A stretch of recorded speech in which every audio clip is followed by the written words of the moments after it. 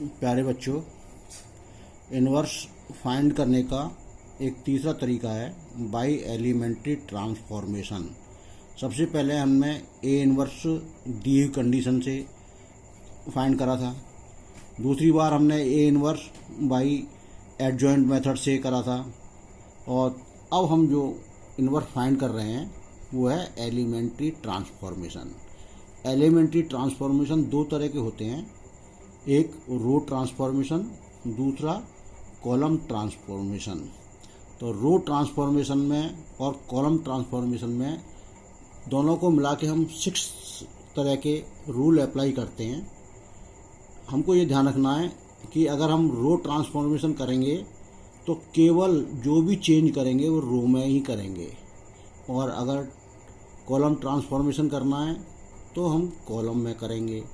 ये देखना पड़ेगा कि वो हमको क्या दे रहा है, रो ट्रांसफॉर्मेशन दे रहा है या कॉलम ट्रांसफॉर्मेशन दे रहा है। अगर कोई भी नहीं दे रहा है, केवल कह रहा है एलिमेंट्री ट्रांसफॉर्मेशन से इन्वर्स फाइंड करो, तो हमारी इच्छा है कि हम चाहे रो से करें चाहे कॉलम से करें।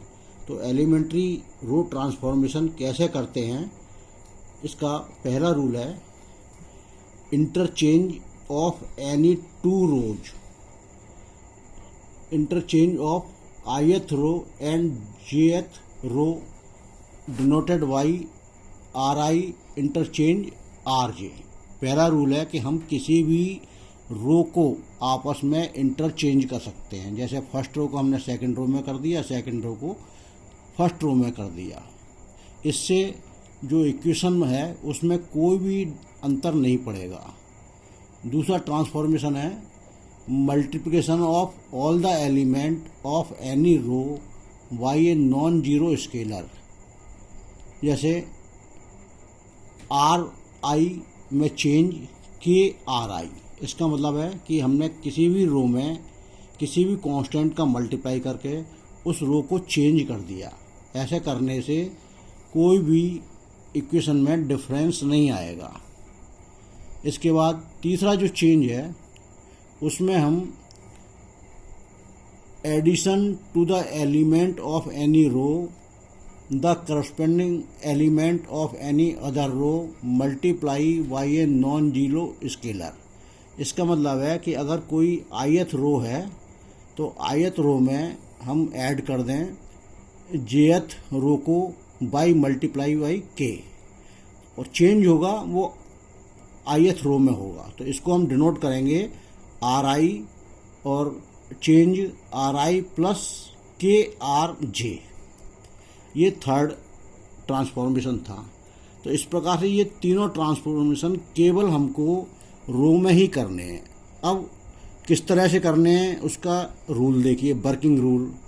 सबसे पहले जो भी मैट्रिक्स दे रखी है, सपोज करो एक 2x2 की मैट्रिक्स है, तो उसका हमको ए इनवर्स निकालना है। तो सबसे पहला स्टेप हम a इक्वल टू आई ए लिखेंगे। हमको मालूम है कि i और a का मल्टीप्लाई करने पर a आता है। तो पहला step a equal to I ए की जगह हम a मैट्रिक्स रख देंगे, i की जगह आइडेंटिटी मैट्रिक्स रख देंगे, और जो पीछे i के बाद a है उधर a ही रहने देंगे। ये थोड़ा ध्यान रखना है कि पीछे वाला a केवल शो करने के लिए है। Second step applying same elementary row transformation of matrix on left hand and pre multiplier matrix i on RHS to get the equation i equal to B A. इसके मतलब है कि हम जो लेफ्ट हैंड साइड की matrix a है उसको identity matrix में चेंज करेंगे बाई एलिमेंट्री रो ट्रांसफॉर्मेशन के रूल से। तो जब हम लेफ्ट हैंड साइड में चेंज करेंगे तो उसके करस्पोंडेंस राइट हैंड साइड में भी जो आइडेंटिटी मैट्रिक्स है उसमें भी हमको चेंज करना पड़ेगा, और ए में कोई चेंज नहीं करना पड़ेगा। थर्ड स्टेप, सपोज करो हमने जो a इक्वल टू आई ए लिखा था और a को चेंज करने पर, ये a को चेंज करने पर हमारी मैट्रिक्स i आ जाती है, और i को चेंज करने पर b मैट्रिक्स आ जाती है, और ये a रहता है। तो a equal to I A elementary row transformation का यूज करने के बाद कन्वर्ट हो जाता है i equal to B A. i identity matrix है, b कोई मैट्रिक्स i की जगह आएगी, और a ये जो a लिखा हुआ है इस ए को साथ के साथ लिखना है। अब जो बी मैट्रिक्स आएगी वो हमारा इन्वर्स होगी, क्योंकि हम जानते हैं कि if B A equal to I then B is inverse of A. तो यहाँ पर जो बी मैट्रिक्स है वो ए का इन्वर्स होगी।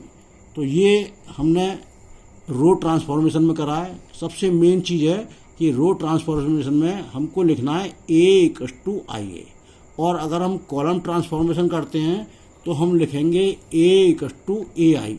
अगर ऐसा नहीं करेंगे हम तो ये इक्वेशन जो है बैलेंस नहीं होगी। एक एग्जाम्पल देखिए, find the inverse of 2x2 matrix by using elementary transformation.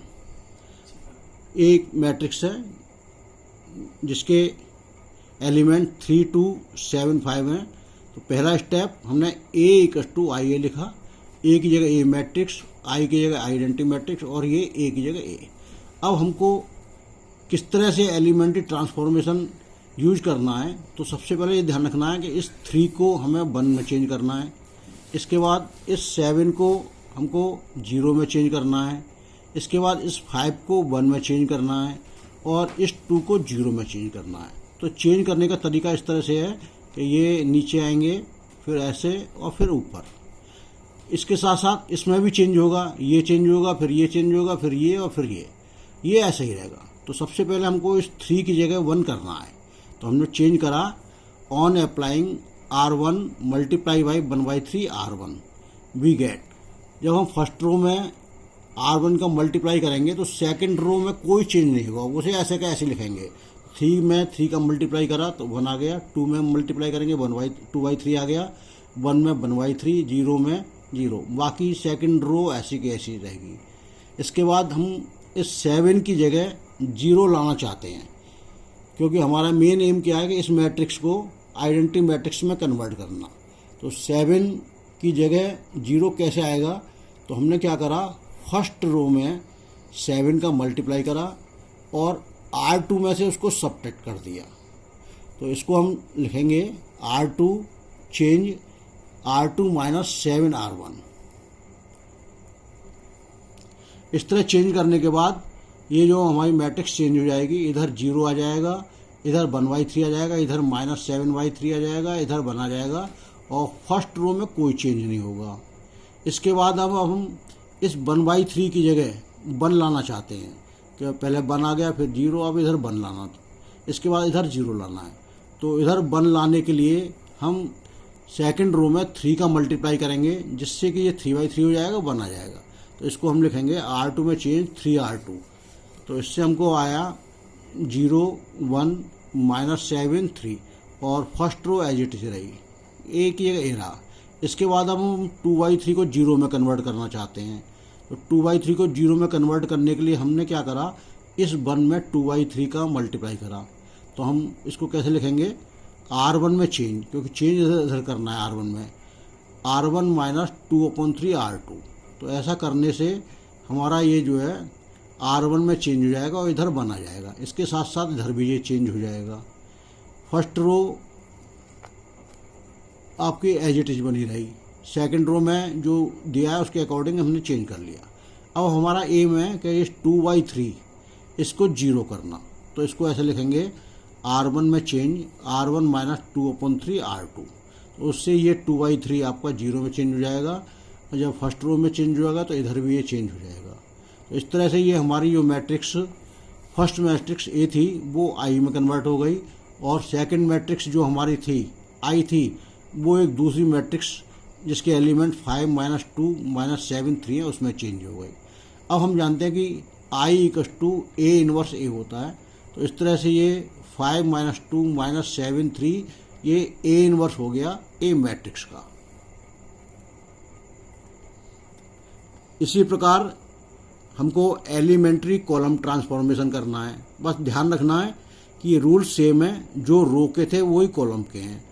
जैसे कि फर्स्ट रूल क्या है कि किसी भी कॉलम में हम इंटरचेंज कर सकते हैं। तो उसको लिखेंगे C1 में चेंज C2 या CI चेंज CJ।